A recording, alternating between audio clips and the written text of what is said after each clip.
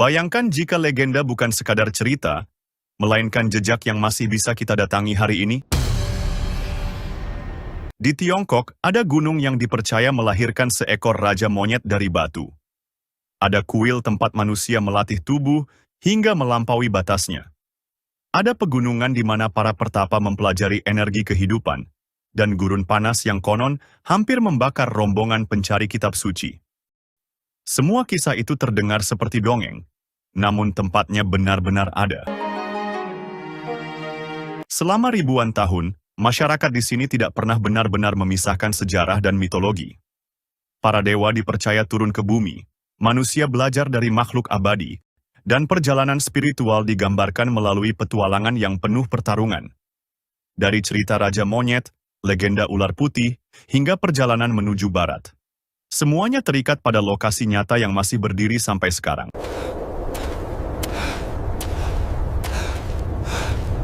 Dalam video ini, kita tidak hanya akan mendengar kisahnya. Kita akan mengikuti perjalanan panjang, melintasi gunung, kuil, dan gurun. Menelusuri tempat-tempat yang membentuk salah satu peradaban cerita terbesar di dunia. Karena mungkin, legenda tidak pernah diciptakan, ia hanya diingat. Dan perjalanan kita dimulai dari sebuah gunung di tepi laut, tempat sebuah batu pernah pecah.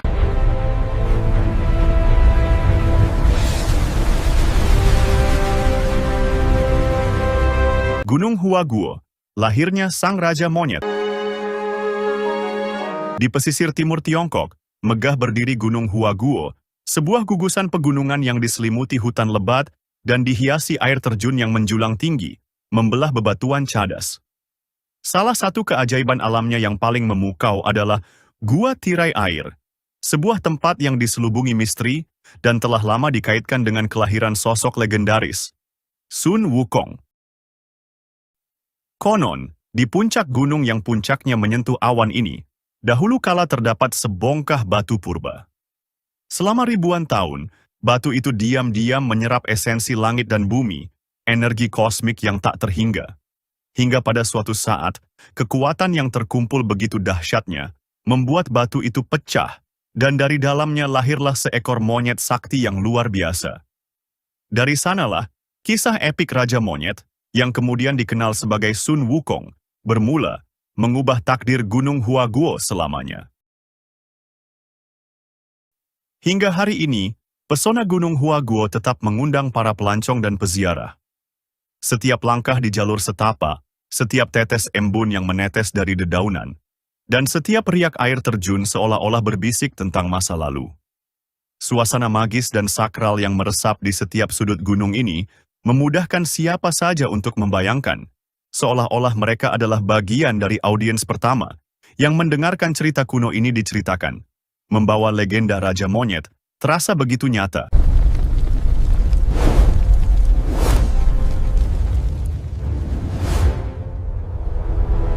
Di kaki Gunung Song, Provinsi Henan, berdiri kuil Shaolin yang terkenal di seluruh dunia.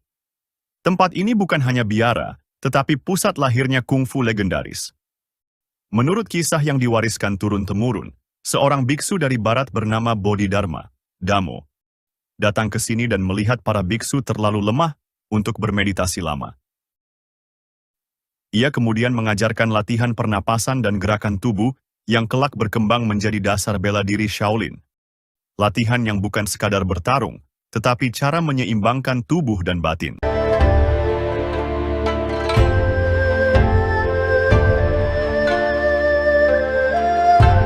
Sejak saat itu, Shaolin melahirkan banyak tokoh terkenal dalam cerita rakyat dan wuxia. Ada kisah 13 biksu Tongren yang membantu kaisar dalam peperangan, melambangkan keberanian para biksu pelindung negeri. Dalam legenda populer, nama Jue Yuan disebut sebagai biksu yang menyempurnakan teknik Shaolin menjadi ratusan jurus.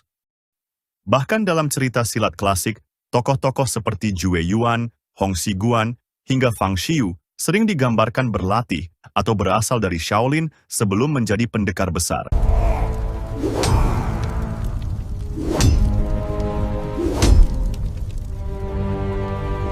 Para murid datang sebagai orang biasa, petani, yatim, pengembara. lalu bertahun-tahun menempuh disiplin keras, menahan kuda-kuda di atas batu, memukul batang kayu ribuan kali, dan bermeditasi berjam-jam dalam diam. Mereka tidak hanya belajar mengalahkan lawan, tetapi mengalahkan diri sendiri. Hingga kini, para biksu masih berlatih setiap hari di halaman kuil, membuat legenda Shaolin terasa hidup. Bukan sekadar cerita masa lalu, melainkan tradisi yang terus bernapas.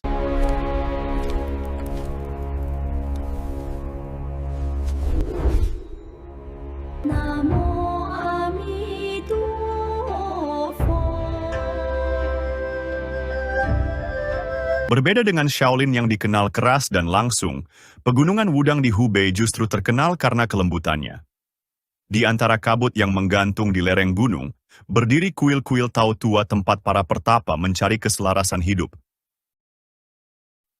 Tradisi menyebut seorang master legendaris, bernama Zhang Sanfeng, sebagai tokoh yang memahami bahwa kekuatan sejati tidak selalu datang dari otot, melainkan dari aliran energi dalam tubuh.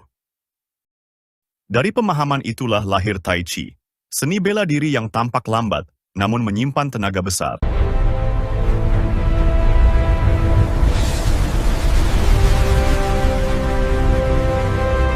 Nama Wudang kemudian menjadi bagian penting dalam dunia cerita silat. Dalam novel-novel Jin Yong, muncul tokoh Zhang Wuji, murid aliran Wudang yang menguasai tenaga dalam tingkat tinggi. Banyak film klasik seperti Heaven's Sword and Dragon Saber, The New Legend of Shaolin, hingga berbagai serial wuxia televisi menampilkan Wudang sebagai pusat ilmu pernapasan dan keseimbangan. Jika Shaolin melatih tubuh menghadapi dunia, maka Wudang mengajarkan memahami diri sendiri. Para pendekar dalam cerita datang ke sini, bukan untuk menang dalam pertarungan, tetapi untuk berhenti bertarung. Mereka belajar mengalahkan kekerasan dengan kelembutan, menangkis kekuatan dengan ketenangan.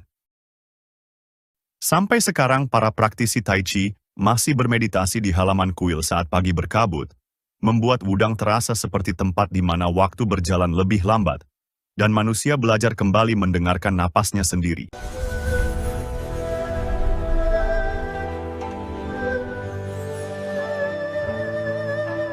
Pagoda Leifeng, cinta yang dilarang. Di tepi danau barat Hangzhou yang tenang, menjulanglah dengan megah Pagoda Leifeng, sebuah ikon yang tak terpisahkan dari lanskap indah tersebut. Namun, bukan sekadar keagungan arsitekturnya yang menarik perhatian, melainkan jalinan kisah cinta tragis yang telah melekat pada setiap batunya. Kisah legenda Ular Putih. Legenda menuturkan tentang seorang roh siluman ular putih yang, dengan kehendak takdir, menemukan cintanya pada seorang manusia. Sebuah jalinan asmara yang melampaui batas dunia fana dan spiritual, yang sayangnya berakhir pahit.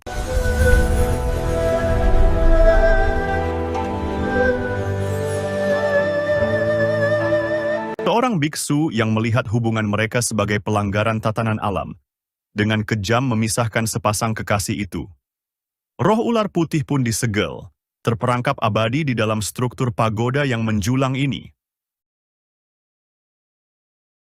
Seiring mentari yang perlahan tenggelam di ufuk barat, danau barat memantulkan bayangan megah Pagoda Leifeng.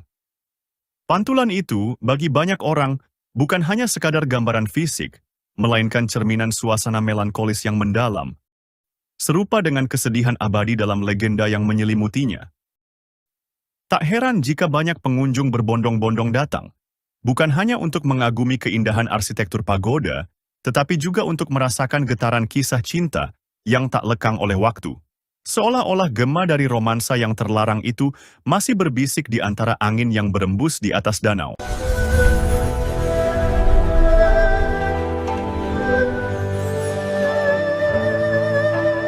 Istana Niwa, asal-usul manusia. Di Hebei, terdapat kompleks kuil yang didedikasikan untuk Dewi Niwa, sosok kuno yang dalam mitologi Tiongkok dipercaya menciptakan manusia dari tanah liat dan menambal langit setelah dunia dilanda bencana besar. Karena itu tempat ini sering dianggap sebagai simbol kelahiran kehidupan, seolah-olah disinilah manusia pertama dibentuk. Suasana kuil yang sunyi dan tua membuat pengunjung merasa seperti kembali ke masa ketika dunia masih dipenuhi para dewa. Kisah Niwa tidak hanya hidup dalam legenda, tetapi juga muncul dalam banyak film dan drama fantasi Tiongkok. Serial populer seperti Chinese Paladin, Xianjian Xiajuan, menampilkan sosok keturunan Dewi Niwa sebagai penjaga keseimbangan dunia manusia dan roh. Dalam berbagai film mitologi modern tentang penciptaan dunia dan perang para dewa, nama Niwa hampir selalu disebut sebagai ibu umat manusia. Karena itu, bagi banyak orang yang datang ke kuil ini, tempat ini bukan sekadar situs sejarah, melainkan pengingat akan asal-usul manusia dalam kepercayaan kuno yang terus diceritakan hingga hari ini.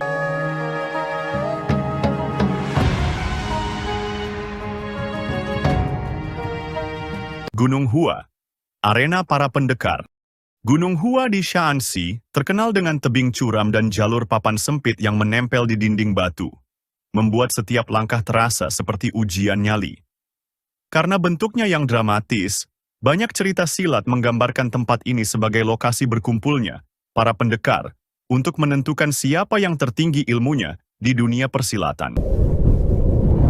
Angin kencang yang berhembus di puncak dan jurang dalam di kedua sisi membuat pendakian terasa seperti perjalanan menuju batas antara hidup dan mati. Dalam novel-novel karya Jin Yong, Gunung Hua sering disebut sebagai tempat Huashan Lunjian, pertemuan para master besar seperti Huang Yaoshi, Ouyang Feng, Hong Qigong, Duan Jixing, dan Wang Chongyang untuk memperebutkan gelar pendekar nomor 1.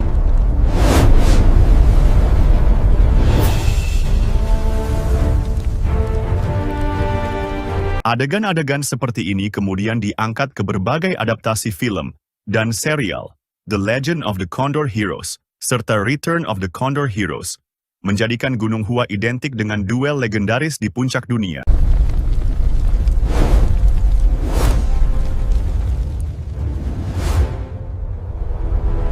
Saat seseorang berdiri di puncaknya hari ini, kabut yang bergerak di antara tebing membuat imajinasi mudah hidup. Seakan setiap hembusan angin masih membawa gema benturan pedang dari masa yang hanya tersisa dalam cerita.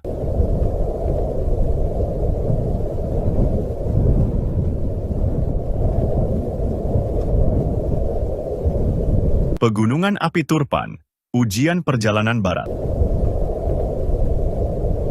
Di Xinjiang terdapat pegunungan api, rangkaian bukit merah yang sangat panas hingga tampak menyala saat matahari terik. Dalam kisah perjalanan ke barat, rombongan biksu hampir mati di sini karena panasnya tak tertahankan, sampai Sun Wukong harus mencari kipas sakti untuk memadamkan api.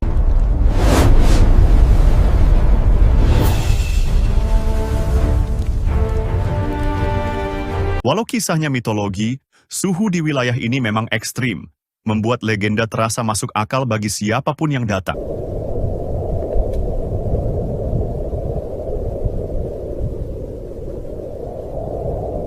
Gua Mogao Dunhuang, jejak pencerahan.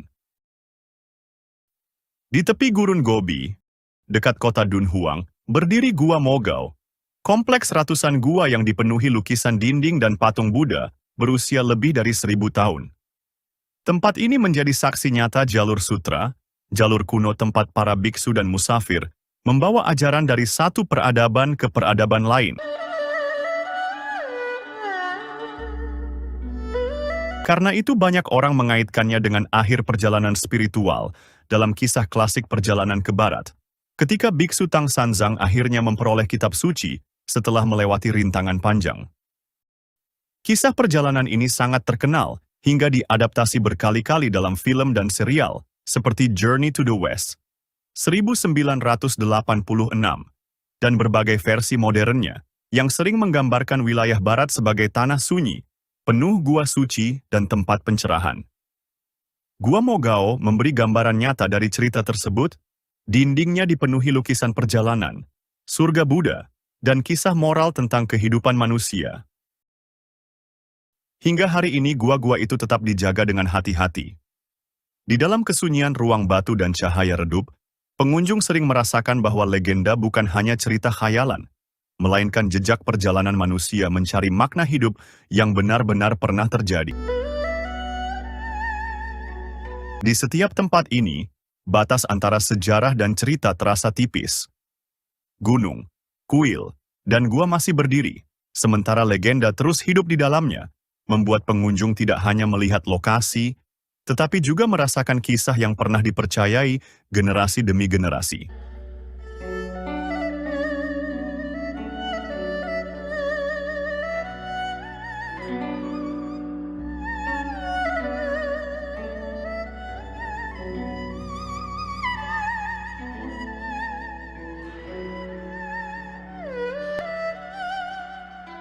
Setelah menempuh perjalanan ribuan kilometer, melewati Gunung Suci, kuil kuno, dan gurun sunyi, kita menyadari satu hal. Legenda di Tiongkok bukan hanya tentang makhluk sakti atau dewa yang turun dari langit. Ia adalah cara manusia memahami hidupnya sendiri.